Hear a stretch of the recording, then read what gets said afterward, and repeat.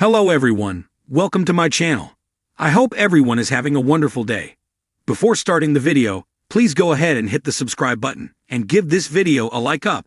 Today on The Young and the Restless, Audra learns of Noah's hospitalization, Billy and Jack make up, and Nick and Sharon struggle with the circumstances of their son's wreck. All products and services featured are independently chosen by editors. However, Soaps.com may receive a commission on orders placed through its retail links, and the retailer may receive certain auditable data for accounting purposes. All products and services featured are independently chosen by editors. However, Soaps.com may receive a commission on orders placed through its retail links, and the retailer may receive certain auditable data for accounting purposes. At the jazz club, Billy sidles up to Jack at the bar and makes his brother chuckle by claiming to be new and improved. As they get into the conversation they had time and again, Jack admits he came down a little hard on Billy, who takes ownership of his part in their argument, and agree they want peace. Jack fishes to find out where Billy stands with Kane, and his brother claims he's dropped the idea of going after Chancellor entirely. Sally made him realize what's truly important. Talk turns to Jill, and Jack says he summoned her back, so she could see what Kane was up to. But he also hoped she and Billy would reconnect. Billy's not optimistic, but he believes his mother wants to see him back on his feet. In the hospital, Nick grills Detective Burrows about someone running Noah off the road. Sharon realizes that if the witness hadn't come forward, Noah could have died.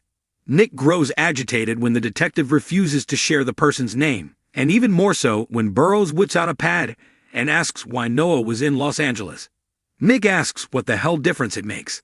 Is he trying to blame this on his son? The detective explains that they're just trying to put together a timeline. Nick huffs and puffs and fumes that he wants answers. Nick gives him his contact info, and Burrows walks off. Sharon and Nick wonder who would want to hurt Noah, and why. Nick paces. Did the detective even show them ID? Something about the encounter was off. All Sharon can think about is Noah. Will he wake up? Will he even live? Suddenly, Noah's phone, in the personal effects bag, rings. The screen reads, Sienna Bacall, the woman who knew Holden in the nightclub. Nick answers it and says, "This is Nick Newman." Sienna, in the nightclub, frowns. She's calling for Noah Newman. Nick explains he was in a very serious car accident. "How do you know my son?" Sienna says she's a friend. Nick peppers her with questions. She says she hopes that he's okay and hangs up. Nick paces. All of this feels off. There's something wrong here. I can feel it.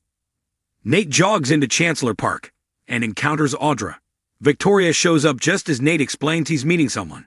Victoria tells him she can't go for a run because of Noah, so Nate fills Audra in on her ex being in a car accident in Los Angeles.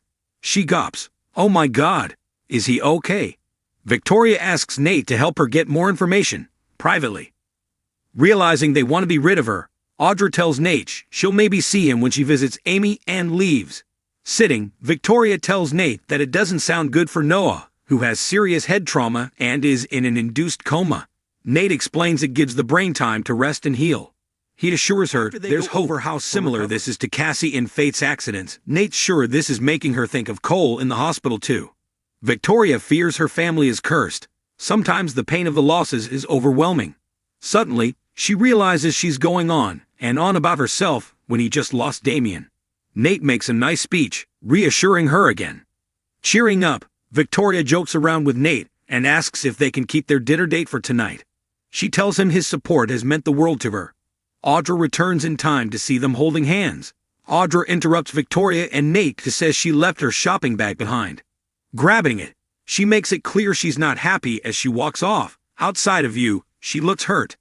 At the hospital in LA, Nick hugs Sharon as she says she's going back in to talk to Noah in case he can hear her. Once alone, Nick picks up Noah's phone and uses password. He gets it on the first try and searches to find out what his son was doing on that road so late at night. At the jazz club, Billy tells Jack that Sally found funding for Abbott Communications, but he doesn't divulge that it's Jill. Squinting, Jack admits he was hurt by his brother pushing him out of Abcom. Billy apologizes, and Jack promises he'll still be there to catch him if he loses his balance.